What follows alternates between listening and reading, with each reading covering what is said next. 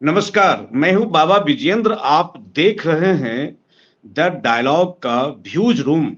मित्रों, शायद नए साथी आए हैं और मुझे लगता है कि नए सेटअप में हमारे पुराने साथी आए हैं। आदरणीय कॉमरेड विमल त्रिवेदी जी और आदरणीय दया जी, आप दोनों को जानते हैं और दोनों आधार स्तंभ रहे हैं। द डायलॉग के जो पैनल है, उसके आधार स्तंभ रहे हैं। हम लोगों ने बदलाव किया है कि अब जो न्यूज़ का जो विस्फोट है, चारों तरफ खबरों की जो बाढ़ आई हुई है, उन खबरों में व्यूज़ क्या है? तो हम लोगों ने इस शो का नाम रखा है व्यूज़ रूम। आज इस व्यूज़ रूम में हम पुनः स्वागत करते हैं विमल त्रिवेदी जी का और दया जी का। अभी सीधे तौर पर मैं विमल जी के पास में आना चाहता हूँ। विमल जी, बिना किसी भूमिका में गए हुए बजट पास हो गया, पेश हुआ है, पास होने की तैयारी में है, बहसें जारी है। आपने भी बजट पेश जो हुआ है उसको आपने देखा होगा गंभीरता से। विमल त्रिवेदी की अपेक्षा पर यह बजट, ये जो तीसरी बार की जो सरकार है नरेंद्र मोदी जी की और रिकॉर्ड 7वीं दफा निर्मला सीतारमन ने बजट पेश किया। हम उस इतिहास की तरफ नहीं जाना चाहते हैं कि 1857 के बाद 1860 में जब जेम्स विल्सन ने जब वो बजट लाया था, मैं उस इतिहास की तरफ नहीं जाना चाहता जब क्रोन के सामने में बजट पेश किया गया था। अभी क्रोन नहीं है, मोदी जी के सामने में बजट पेश किया गया है और एक किसान नेता के रूप में और एक कार्यकर्ता के रूप में, राजनीतिक चिंतक के रूप में इस बजट को किस रूप में देखते हैं? आपकी अपेक्षा पर यह बजट खरा उतर रहा है? जनाकांक्षा जो है, लोक अपेक्षा जो है, उस पर यह बजट कितना प्रभावी साबित होगा या फिर यह गठबंधन को खुश करने के लिए बजट है, साथियों को जोड़े रखने के लिए बजट है, सरकार में बने रहने के लिए बजट है और सहयोगियों को सम्मान देने के लिए बजट है, तमाम प्रकार का आरोप प्रत्यारोप चल रहे हैं या फिर कुर्सी बचाने का बजट है। विमल त्रिवेदी की दृष्टि में यह बजट कैसा है? विमल जी। जी, जी। अ, ये बजट नहीं, इस तरीके की व्यवस्था के अंदर जितने बजट आते हैं, जी, उन सब का एक जनरल, साधारण, कॉमन एक उद्देश्य होता है, जो उनकी प्रायोरिटीज को शो करता है। जी, पहले मोदी सरकार के आने के पहले 2014 के पहले भी बजट आते रहे, लेकिन वो सामान्य जनवादी, पूंजीवादी जो तंत्र होता है, उस पूंजीवाद की प्रायोरिटीज को स्पष्ट करते थे। लेकिन आज का जो बजट है, वो केवल महा अमीर जो लोग होते हैं, जिनको शब्द भाषा में पढ़े लिखे लोग कारपोरेट टाइप की बात कर, कारपोरेट जी, शब्द देते हैं।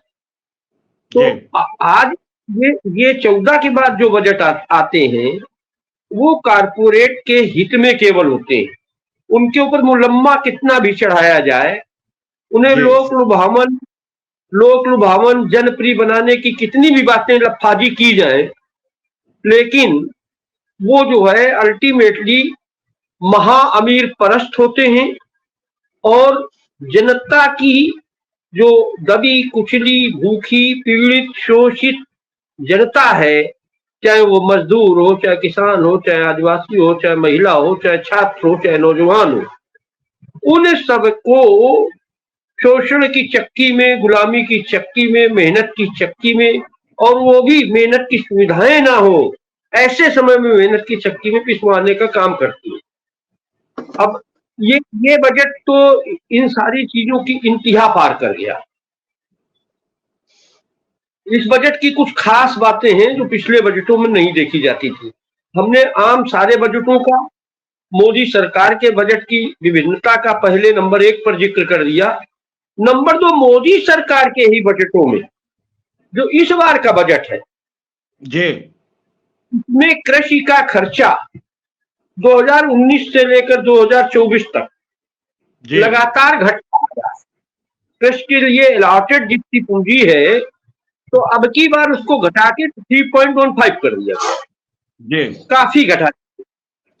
जबकि अभी मोदी ने किसानों के गुस्से का थोड़ा परिणाम देखा है, लेकिन इसके बावजूद न एमएसपी की कोई चर्चा है स्वामीनाथन आयोग के द्वारा निश्चित, न किसी तरीके की कर्ज माफी की कोई चिंता है, न किसानों की हो रही आत्महत्याओं की कोई चिंता है, न फर्टिलाइजर के दामों की कोई चिंता है, न उत्पाद पर सब्सिडी की कोई चिंता है।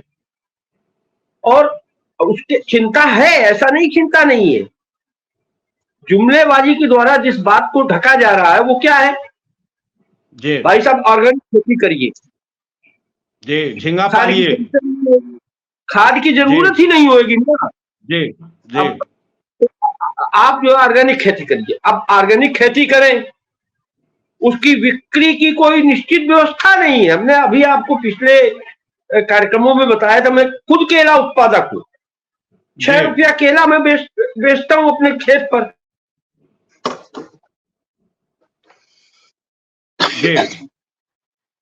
चला गया आपकी तरफ से कि हमारी तरफ से? तो 6 रुपया किलो में जब केला बेचता हूं और वो हम लोग 60 रुपए में खरीदते हैं यहाँ, तो सवाल ये विपणन की, बिक्री की कोई सुविधा नहीं होगी तो जो है ऑर्गेनिक खेती को उत्पाद करके हम क्या करेंगे? खुद खाएंगे क्या?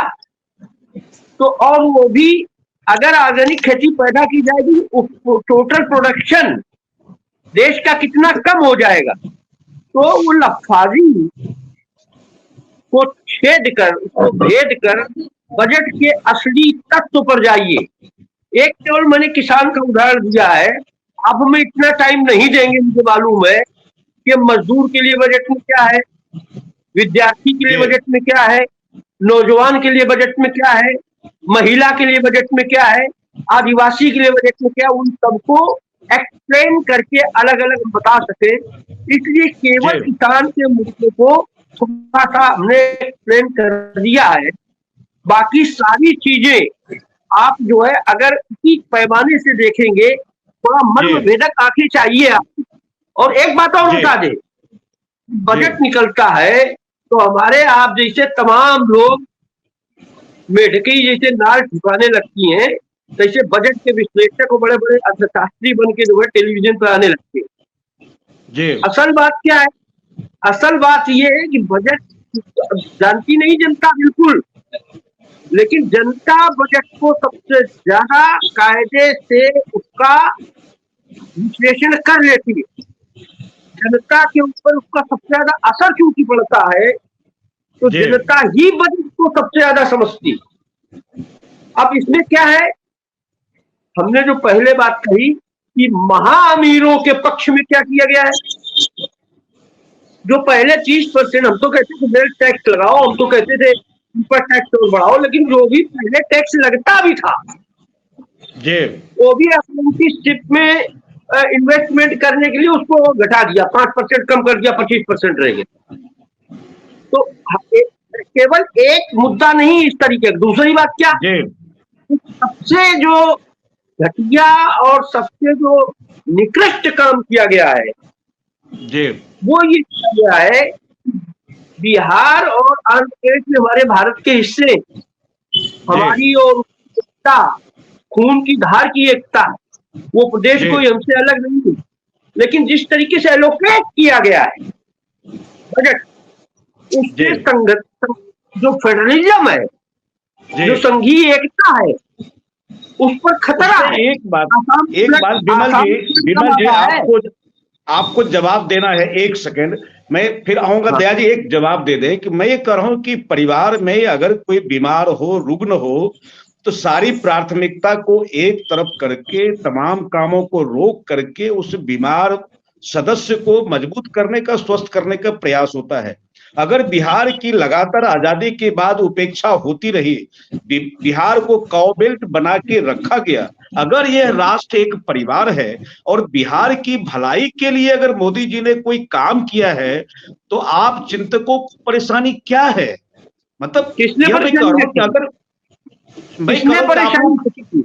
मैं कहता हूं, मैं उन्हें जो एलोकेट हुआ है, हमने क्या कहा, आपने शब्दों पर ध्यान नहीं दिया, अपनी बात उठा ली। मैंने कहा जो बजट एलोकेट करने का जो ढंग है, हमने पहले ही कहा बिहार हमारा भाई है, आंध्र हमारा भाई है, लेकिन जो एलोकेट करने का ढंग है वो फेडरलिज्म जो होता है, राज्यों की स्वायत्तता जो होती है, राज्यों को बराबर आंख से देखने की जो निगाह होती है लीडरान की, नेताओं की, भारत के शासकों की, भारत के नेतृत्व की, उसके सापेक्ष मैंने आपको केवल एक उदाहरण दिया।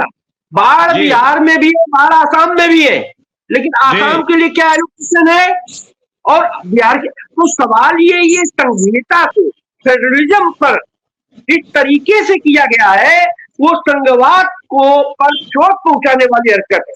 मैंने ये नहीं कहा वो स्वागत है, वो गिरफ्त किया है।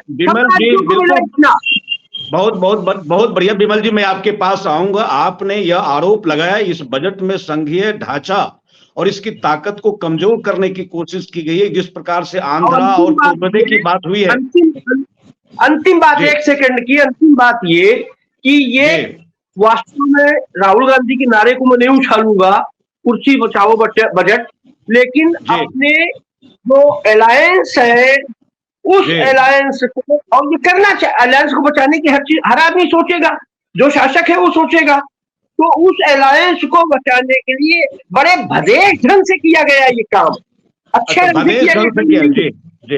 बहुत बढ़िया विमल जी, बहुत बढ़िया शब्द आपने कहा है कि भदेश ढंग से किया गया है। दया जी के पास में आ रहा हूं। दया जी, अगर गठबंधन धर्म का पालन भाजपा सरकार ना करे तब आरोपों के घेरे में, मोदी जी अपने सहयोगियों की उपेक्षा करते हैं तब आरोपों के घेरे में, खूब, और अभी कोई लोक लुभावन बजट नहीं है, यह बिल्कुल जनभावना के करीब बजट जैसा कि सरकार के लोग कह रहे हैं। विमल जी के शब्दों में वो जुमला हो सकता है, उनकी लफाजी हो सकती है।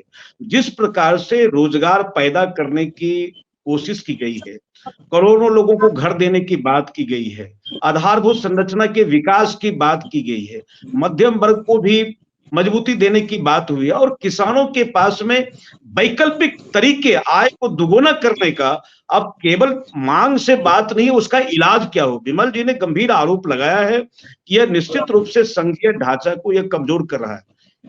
तो दया जी को क्या लग रहा है कि दया जी, एक बात में मैं बार बार, आप ये नहीं कहिए कि मैं कांग्रेस का प्रवक्ता नहीं हूं, अभी विपक्ष ने एक आरोप लगाया कि यह बजट जो है कॉपी पेस्ट है, कांग्रेस की जो आर्थिक संकल्पना है उसी आर्थिक संकल्पना की नकल है। यह तो अच्छी बात है कि भारतीय जनता पार्टी और राजग की जो ये सरकार है वह कांग्रेस की आर्थिक समझ को चुरा रही है, यह नकल कर रही है, तो इसमें कांग्रेस को गर्व करना चाहिए। अब फिर कह रहे हैं बजट भी खराब है, फिर कह रहे हैं कि हमारी ही नकल है। यह जो पक्ष और विपक्ष में कवायद चल रही है, बहस चल रही है, एक तरफ कर रहे हैं कि हम जो बढ़िया सोच रहे थे उसी सोच को इस सरकार ने चुरा ली है, कॉपी पेस्ट कर लिया, नकल कर ली है, और आप पार्लियामेंट से बाहर भी जा रहे हैं और नकल की भी बात कर रहे हैं। अच्छी बात है कि अगर आप ही की आर्थिक नीति को नकल कर लिया है तो विपक्ष को गर्व करना चाहिए। सीधे तौर पर दया जी से मैं जानना चाहता हूँ क्या हो रहा है बजट के बहाने खेल। जी दया जी।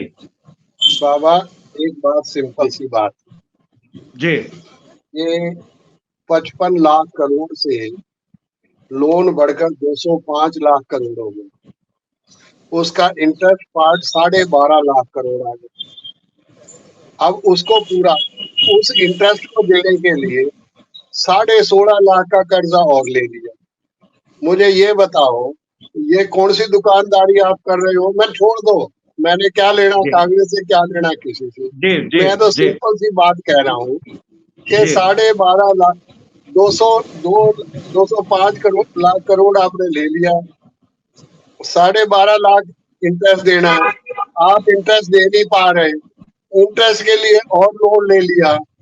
इसका मतलब है कि आप देश को डुबाने पे लगे हैं, बाकी चीजें छोड़ दो। मैं तो सिंपल ये पूछना चाह रहा हूँ मोदी जी से कि आपने 5 किलो अनाज दे दिया, 80 करोड़ लोगों को लाभार्थी मतलब भिखार्थी बना दिया, 2 आदमी के हाथ में सारी पावर दे दी, 10 साल ये काम कर लिया, अब रहेगी। अब मैं त्रिवेदी जी की दूसरी बात से ले आता हूँ। सवाल ये है कि 58 करोड़ रुपया जो आपने बिहार को दिया वो किस मद में दिया? आपने दिया मैं पुल बना दूंगा, पहले पुल गिर गए तो और पुल बना दोगे, और क्या बनाओगे? हाईवे बना दूंगा। जमीन देंगे तो तब हाईवे बनेंगे।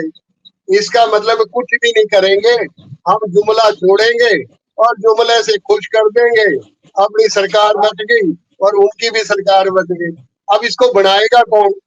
बनाएंगे दो एक दो जो तुम्हारे आपके सामने है, उनको दे देंगे ठेका कि आप बनाओ एयरपोर्ट, आप बनाओ सड़क, आप बनाओ पुल, और उसके बाद गिर जाओ तो क्या मिलेगा? क्या मुझे तो नहीं पता लगता कि आप तो बिहार के एंसेस्टर हैं। मैं तो बिहार का, क्योंकि गुरु गोविंद सिंह जी वहां पैदा हुए, इसलिए हम बिहारी हैं। तो सवाल इस बात का, करना क्या चाह रहे हो? एक और नया जुमला छेड़ा, 15,000 करोड़ रुपया कैपिटल बनाने के लिए दिया, वो भी खुश और आप भी खुश। अब 15,000 करोड़ में जो कैपिटल बनेगा, उसका उसका कॉन्ट्रैक्ट किसको दे दोगे? वो AA को दे देना। तो इसका मतलब वो भी हो गया काम। अब उसके बाद हिसाब किताब तो कोई पूछता नहीं है, कितने लगे कितने नहीं लगे, इसका कोई लेना देना नहीं है। तो क्या कमाल का बजट है भाई साहब। ऐसा बजट तो दुनिया में हर आदमी चाहे, तो आप भी चाहे। आप चला रहे हैं, कोई बिजनेस चला के देखें कि लोन में से आप इंटरेस्ट पे करेंगे तो कितने दिन चलेगा? किसके सुपुर्द देश करना चाह रहे हो? पहले साथ के जो कंट्रीज हैं, क्या लंका का गिन लो, बांग्लादेश गिन लो, बाकी गिन लो, वहां के क्या हालात बने हैं, पाकिस्तान के क्या हालात बने हैं। आप मुकाबला 5 ट्रिलियन, 6 ट्रिलियन, 50 ट्रिलियन, विकसित भारत, आप जो स्टेटमेंट कुछ भी दे तो आपको कौन पूछ रहा है स्टेटमेंट से? ये बढ़िया किया इस बार कि आपको 240 पे लेके आ गए। अब आपको लगा है कि यार इन दोनों को भी खुश कर ले। अब उनको खुश करने के लिए ये नया पंगा ले लिया। अब लेने के बाद आपस में हो जाएगा। और एक और बढ़िया काम कर दिया, एक चिट्ठी, एक मिनट में, मैं ज्यादा टाइम ना आपको बोलना है, मैं सुनना चाह रहा हूँ जी। एक चिट्ठी 4 दिन पहले लीक कर दी कि RSS के जो लोग है ना, उनके IPS IAS सारे जो है ना, वहां से गुणगान की करेंगे। और वहां जो सुबह जो जिसमें 2-3 पीपी लगा के जो आदमी खड़ा होगा और हिंदू मातरम और ये जो पढ़ेगा, तो क्या उस देश में हिंदू राष्ट्र बनाना चाह रहे हैं? ये सवाल अलग से खड़े होंगे। तो मेरा ये कहना, ये कोई बजट नहीं है, ये बात समझ लो, ये कोई बजट नहीं है, ये तो केवल जुमला है। और ये जुमला छोड़ दिया, अब इसमें कुछ है नहीं, पैसे जेब में है नहीं, IMF से पैसा पता नहीं मिलेगा कि नहीं मिलेगा। तो आप इस बजट के ऊपर बहस करने का, जो आप तो लेते हैं मजे, हम तो ये कह रहे हैं कि इसमें किसी के पास कुछ नहीं है। नहीं, आज मजा लेने के बिल्कुल मूड में नहीं है। तो मेरा ये केवल है, बस लास्ट बस एक लाइन कह दी जी, केवल और केवल ये 6 महीने चलाने का बजट है। आगे 4 स्टेटों के इलेक्शन है, उस इलेक्शन में इन लोगों को खुश करना था। अब 4 महीने बाद, 6 महीने बाद क्या होगा तब देखेंगे। ये सरकार ऐसे ही चलेगी। अब ये 5 साल काट जाए तो इसकी बहादुरी। मेरा ये कहना, ये कोई बजट नहीं है, ना ये बजट पे किसी ने सोचा, ना ये बजट पे किसी का लेना देना। अब कॉपी पेस्ट की बात, आप लास्ट लाइन जो कॉपी पेस्ट की बात आपने की, वो ठीक कह रहे हैं। अरे आपको तो कुछ समझ ही नहीं आया, आपने कॉपी पेस्ट कर दी, करना कुछ है नहीं। कॉपी पेस्ट करने से क्या हो जाएगा? कॉपी पेस्ट करने से नकल भी अकल से होती है।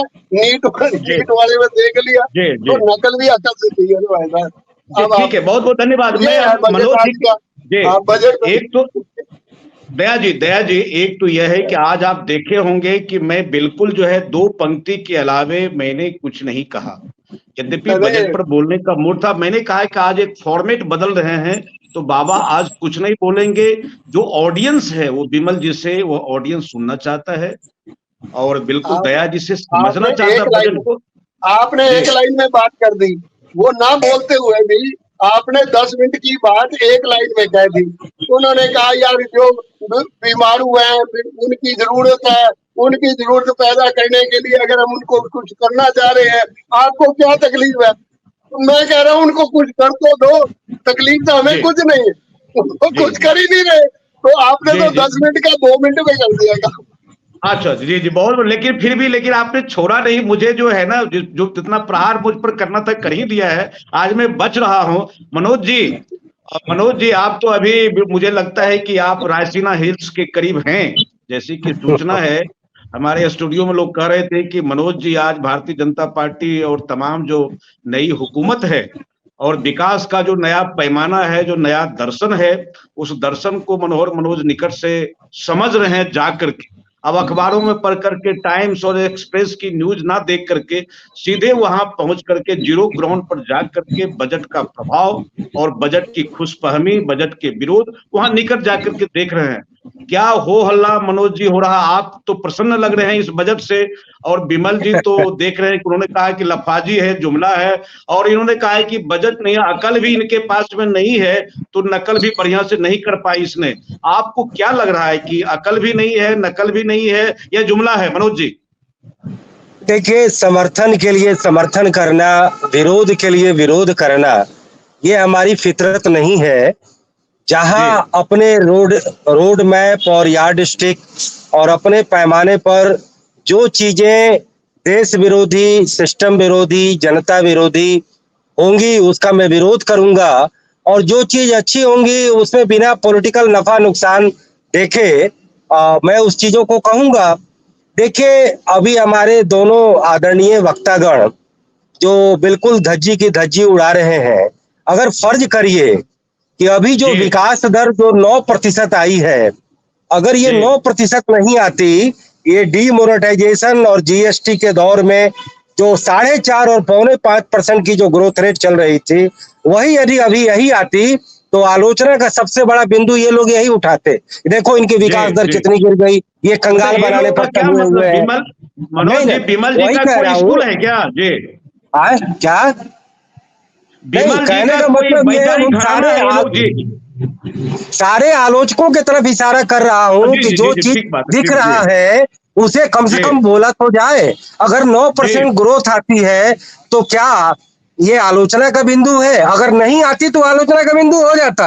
आज अगर सबसे मैक्सिमम इन्फ्लेशन रेट अगर इस एनडीए 2 या 3 के शासन काल में अगर 7% जाता, वो मैक्सिमम है।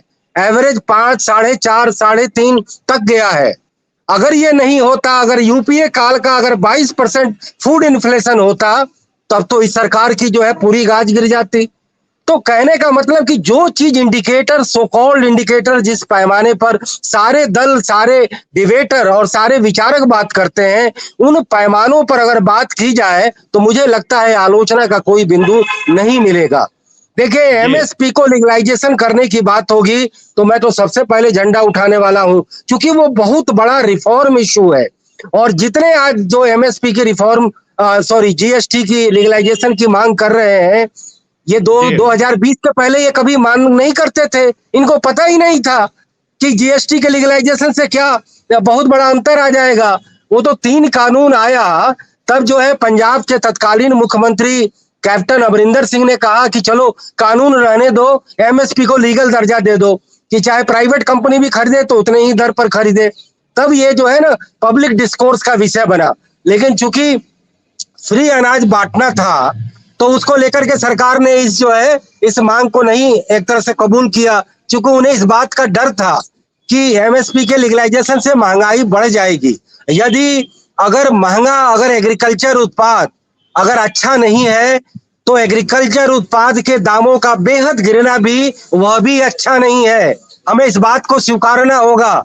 और जब कंज्यूमर प्राइस इंडेक्स बनता है तो उसमें जितने नॉन एग्रीकल्चर गुड्स हैं उनको शामिल नहीं किया जाता। क्या उसकी महंगाई नहीं है? केवल किसान के उत्पाद के दाम महंगे हो जाए ये बात अलग है, कि दाम जब बढ़ते हैं तो किसानों को डायरेक्ट फायदा नहीं होता, खास के छोटे किसानों का, क्योंकि फसल के सीजन में अपने फसल अतिरेक को बेच देते हैं।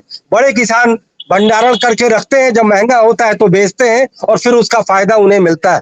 तो एमआरपी और एमएसपी का जो बड़ा रिफॉर्म मैकेनिज्म है इस सरकार ने नहीं लिया, लेकिन मुझे लगता है देर सवेर रिफॉर्म फ्रेंडली गवर्नमेंट इसको टेकअप करेगी, क्योंकि विमेन रिजर्वेशन ये एनडीए का मुद्दा नहीं था। ये यूपीए का मुद्दा था। सोनिया गांधी और राहुल गांधी से जब लोगों ने पूछा कि अगर आप सरकार में आएंगे तो पहला दस्तखत किस आदेश पर करेंगे, अगर मुझे कोई कहे, अब ठीक है कि मैं ख्वाब में ही बोल रहा हूं कि आप सरकार में आए तो पहला काम क्या करेंगे, तो पहला काम होगा कि देश में जो बेमौत मरते, जो मौतें होती हैं एक्सीडेंट से, 2.5 लाख लोग काल के गाल में समा जाते हैं, उस पर अविलंब रोक लगे। No tolerance to any sort of accident and miss happening.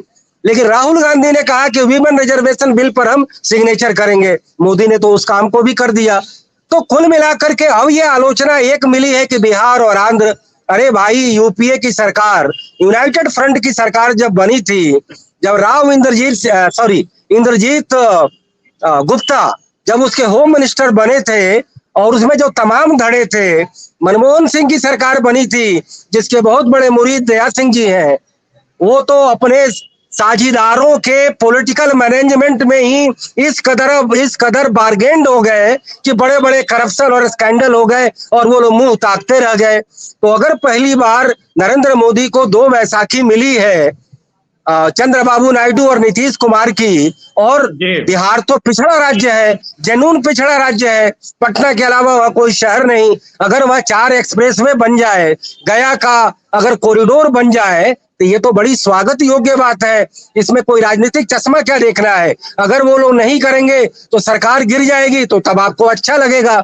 चूंकि सरकार न गिरे इसके लिए उन दोनों साझीदारों को अगर पैकेज दिया गया है बजट के बहाने, तो आपको अच्छा नहीं लग रहा है। तो मेरा ये कहना है कि आलोचना जरूर होनी चाहिए, लेकिन फेयर आलोचना होनी चाहिए। एक पॉलिटिकल एंगल के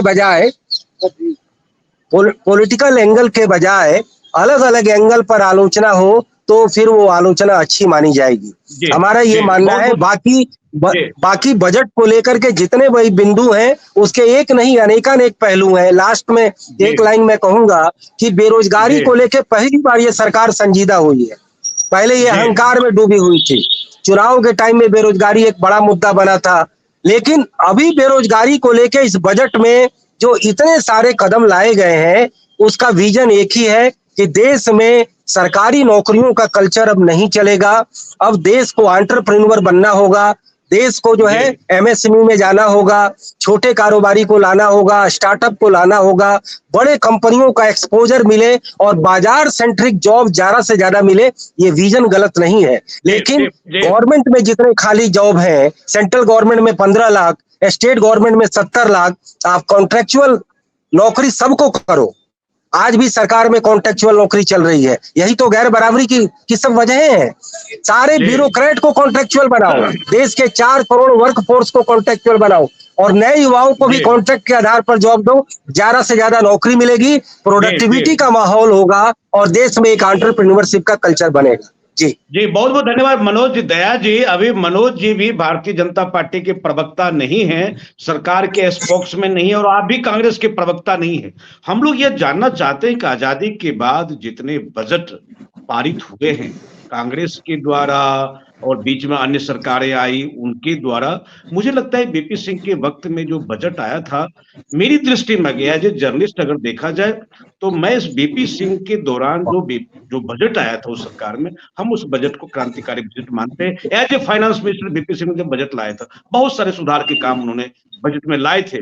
लेकिन अभी जो मनोज जी ने जो बात कही है और आप इशारा भी करें तो आपको बात कहनी है, मुझे लगता है दया जी विरोध करने के लिए, वास्तव में मनोज जी ने ठीक बात, विरोध करने के लिए विरोध करना, मैं नहीं मानता हूं कि कांग्रेस ने जो बजट पारित किया और पेश किया वे सारे के सारे नकारे थे। नहीं तो इतने दिनों तक आजादी को 75 वर्ष तक लेकर नहीं आते।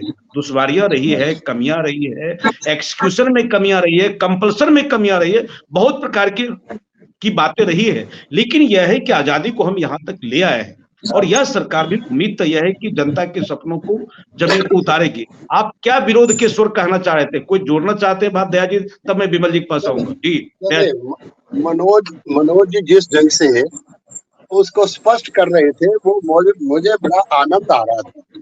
मैं केवल एक सवाल है मेरे कुछ थोड़े से, और मनोज जी एक्सपर्टीज है उनकी, मेरी एक्सपर्टीज है नहीं।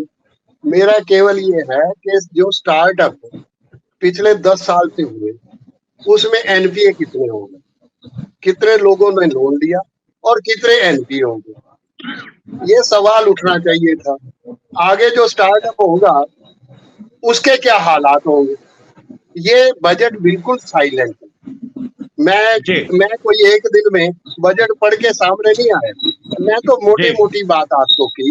मुझे बिहार से और आंध्र प्रदेश से कोई तकलीफ नहीं है, पर दिया क्या। मेरा कहना है कि पुल बना देंगे, सड़कें बना देंगे, उससे बिहार को क्या मिल रहा है। और वो जो बना देंगे वो पहले 5 पुल तो पहले टूट गए और बाकी रहती पूरी कसर कर देंगे। पैसा लग कहाँ रहा है। सवाल इस बात का है जो शौचालय है, मेरे साथ चलो, शौचालय में जब पानी नहीं आ रहा, वहां सिस्टम ही नहीं है, तो शौचालय क्या करेंगे। तो मेरा ये कहना है, ये हवाबाजी में मैंने 3 करोड़ बना दिए, मैंने 10 करोड़ बना दिए, मैंने होम इतने दे दिए, मैंने घर इतने दे दिए, मैंने वो कर दिए। ये देखो, ये बायोलॉजिकल, क्योंकि महाराज हमारे बायोलॉजिकल है नहीं, वो अवतारवाद की स्थिति में है। और अवतारवाद जो है ना, ऊपर बैठ के वो सब कुछ ही कर देता है, तो किसी को जरूरत ही नहीं है। जो परमात्मा का, जो राम करेगा राजी है, तो इसलिए जो राम करेगा राजी है। आप भी कुछ, बिल्कुल दया जी से सहमत हूं। यह है कि पिछले 10 वर्षों में जो नियत रही है, जो नीतियां रही है, निश्चित रूप से इस देश के आम लोगों को जीना दुभर हो गया है। महंगाई बढ़ी है, बेरोजगारी बढ़ी है, तबाही बढ़ी है, किसानों की आत्महत्या बढ़ी है। शहादत की बात मैं नहीं कर रहा हूं। पिछले 6 महीने में, मैं कल भी मनोज जी को कह रहा था, 6 महीने में 12,000 से ज्यादा किसानों ने आत्महत्या की है। यह लगातार, और नौजवानों की स्थिति यह है कि किस प्रकार 50 और 100 सीटों को लेकर के 50-50 हजार लोग जमा हो रहे हैं। यह दर्दनाक स्थिति है, इसको खारिज नहीं किया जा सकता है। और इस बजट को देखकर किसके एक्सक्यूशन के तरीके, 10 साल में आपने क्या किया है। इस बजट के साथ अगर आप एक श्वेत पत्र भी नथी कर देते कि भैया 10 साल की यह उपलब्धि है, हमने बेरोजगारी दर को कम किया है, यह खुशहाली बहाल की है और किसानों की आय की दुगुनी हुई है, एक श्वेत पत्र भी नथी कर देते। मैं विमल जी के पास आ रहा हूँ। विमल जी एक लाइन विमल जी से पहले एक लाइन बस नहीं। अभी मनोज जी ने एक और फिगर दी, बहुत कमाल की फिगर, 9.2% का दिखाया उन्होंने। मैं सोच रहा हूँ कि ये कहाँ से लेके आए। ये सीतारमण ले जा सकते, ये लेके आ सकते हैं। सरकार में 6 पॉइंट समथिंग से ऊपर की है ही नहीं। ये तो जो बनाया हुआ, तो वो इसलिए मेरी बात है कि ये तो कुछ भी उड़ा दो कोई। अच्छा, मतलब ये बात मनोज जी की नहीं है, सीतारमण की बात को मनोज जी बात करें। विमल जी क्या कहना चाह रहे हैं? जी विमल सर। नहीं, मनोज जी के ऊपर तो मैं कुछ नहीं बोलूंगा जी। तटस्थ लोग, अमूमन पहले भी मैं बोल चुका हूं कि अमूमन जो लोग अपने को तटस्थ कहते हैं, वो शासक वर्ग का बिना मुखौटा पहने हुए अंदर से शासक वर्ग के प्रवक्ता होते हैं। ज्यादा बेहतर होता है वो अपने को बीजेपी का प्रवक्ता कहते, ज्यादा अच्छा होता। तो अब बीजेपी का प्रवक्ता होने के नाते वो जो कहेंगे, उनको उनमें न तथ्य है न तर्क है, तो उस पर तो मैं कुछ नहीं बोलूंगा। मैं तो भारत की आम जनता की तरफ से इतना केवल बोलूंगा कि आज जो है हमें बाबा बता, मैं इनके पास तो एक फैक्ट्री है, थोड़ा ज्यादा ठीक ठाक है। जो सब्जी के दाम है, फलों के दाम है, आपके घर में कितने फल और सब्जी आते हैं। और खाद्य महंगाई में जो उछाल आया है, उस उछाल को कम करने के लिए आप सोने और हीरे के आयात के टैक्स में छूट दे सकते हैं और खाद्य वस्तुओं पर जीएसटी नहीं कम कर सकते। हम सामान्य, हमने कहा ना, विद्वता वाली बातें हमें नहीं करनी, आंकड़ेबाजी में नहीं उलझना है। भारत की जनता आंकड़े नहीं जानती है। हम तो जो जमीनी हालत है, हम उसकी बात करते हैं। भाई सोना आज 75,000 की जगह 73,000 में हो गया। भारत का ये 80 करोड़ आदमी कितना सोना खरीदता है, बेचता जरूर है, और अब तो उनमें रहा भी नहीं होएगा। हीरा कितना खरीदता है, हीरा तो बेचता भी नहीं है। हमने क्या कहा, ये महाअमीरों को और ज्यादा अमीर बनाना और जो पहले से असमानता की खाई है, उस महाअसमानता को आकाश की ऊंचाई तक ले जाना, वो उसका जो उद्देश्य है, वो अब प्रवक्ता तो कहेगा हमने बेरोजगारी का हल किया है। अरे भाई, पहले से अप्रेंटिस कम है, पहले से सीखी सिखाए लोग कम, अभी कितने करोड़ पद है देश के खाली पड़े हैं, उनको भरने के लिए आप क्या कर रहे हैं? और इन अप्रेंटिस को 5,000 रुपया देने के बाद वो स्वागत योग्य कदम है, लेकिन उसके बाद नौकरी कोई गारंटी है? तो सवाल ये है कि रोजगार के जो कोई प्रवक्ता ये बोलेगा, हमने भाजपा का प्रवक्ता ये बोलेगा बेरोजगारी के क्षेत्र में ठीक है, कृषि उत्पादन के क्षेत्र में ठीक है। अरे हमने अभी स्पष्ट कर दिया है कि ऑर्गेनिक खेती का मतलब क्या होता है, वो महंगाई के इंडेक्स में ठीक है, इसमें ठीक है, उसमें ठीक है। तो सवाल ये, हमने तो सीधा प्रश्न किया है आपसे कि सवाल ये है कि आपने खाद्य वस्तुओं के ऊपर जीएसटी हटाया होता, सोने और हीरे के आयात टैक्स को कम करने की जगह खाद्य वस्तुओं की महंगाई में जो इस समय 9.5% है, असली आंकड़ा है 9.5%, जो फूड इन्फ्लेशन है, ये ढकने की बातें, जुमलेबाजी की बातें नहीं। तुम फूड इन्फ्लेशन को कहाँ जाके ले जाओगे? जो खाद्य महंगाई का दौर है, तो आम जनता तो वो देख रही है कि उसकी थाली में टमाटर का एक टुकड़ा आता है या नहीं आता है, फल का कोई, किसी तरीके के फल का कोई टुकड़ा आता है या नहीं आता है। तो ये बजट, मैं बार बार ये कह रहा हूं, एमएसपी विहीन, कर्ज माफी विहीन, किसानों को, नौजवानों को, मजदूरों को, विद्यार्थियों को, स्वास्थ्य को, उन सब पर कुठाराघात है। दूसरी बात जो मैंने पहले कही थी, फिर दोहरा रहा हूं, मैं नहीं कहता हूं कि बिहार में वो आंध्रा में जो आपने किया है वो जो है मतलब हमारे लिए नहीं हुआ है।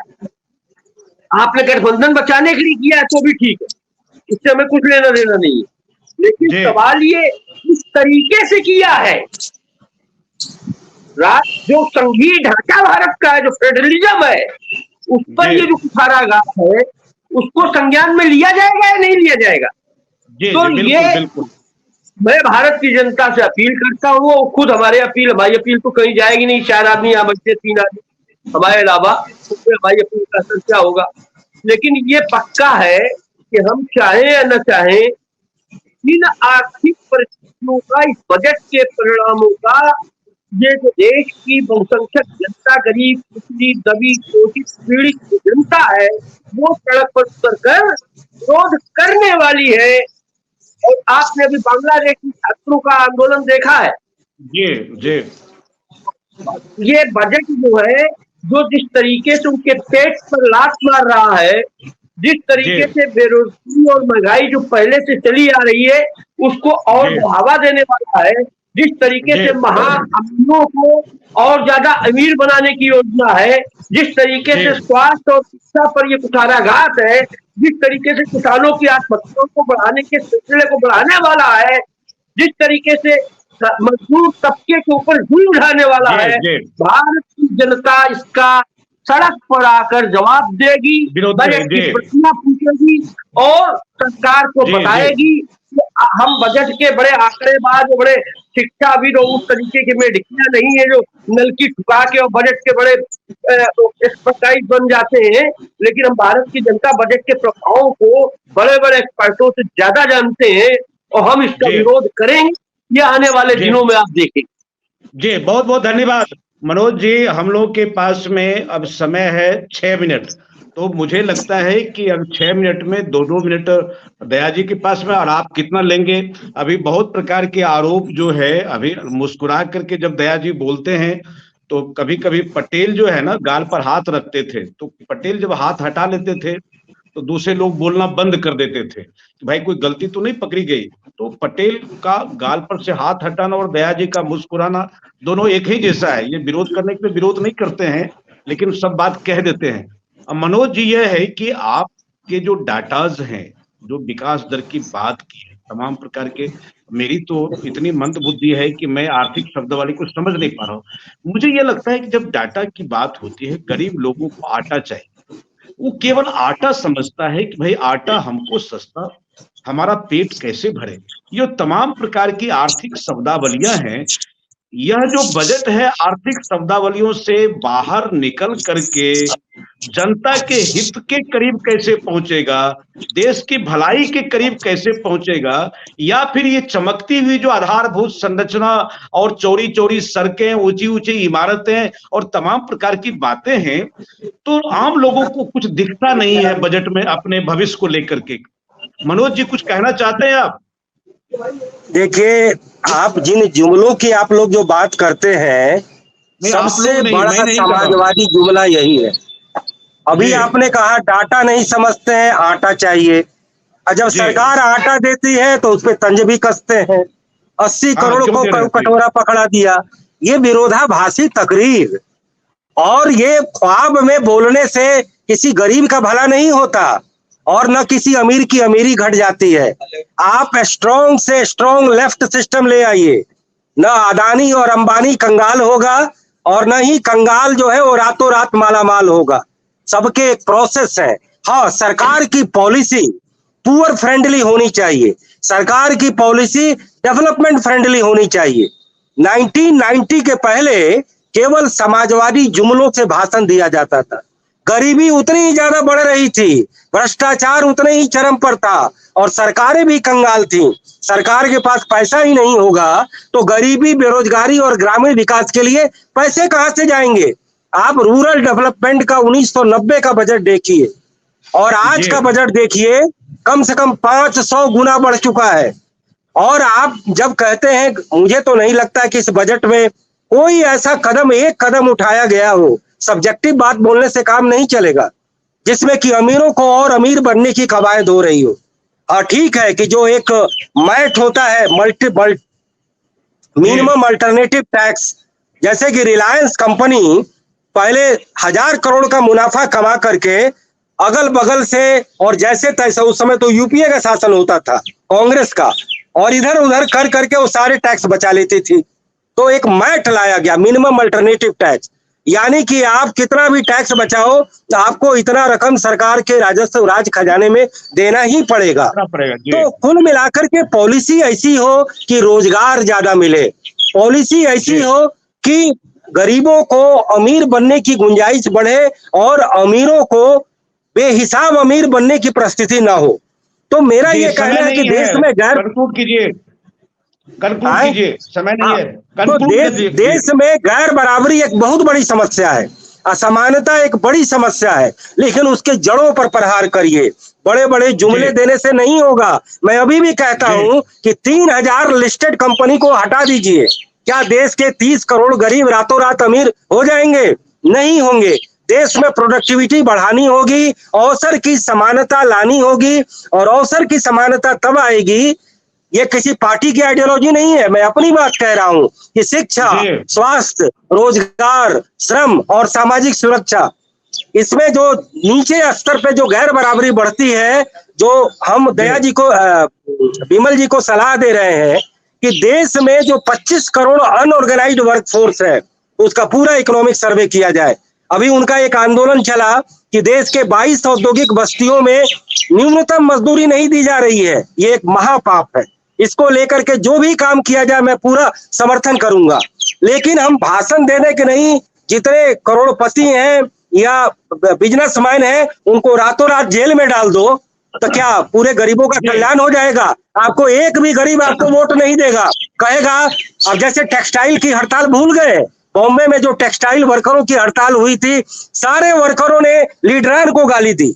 वही हाल कलकत्ता में भी हो रहा है कि सारे जो फैक्ट्री और सारे जो इंडस्ट्रियल हाउस बंद कर दिए गए, सारे गरीब उन ट्रेड यूनियन लीडरों को गाली देते हैं।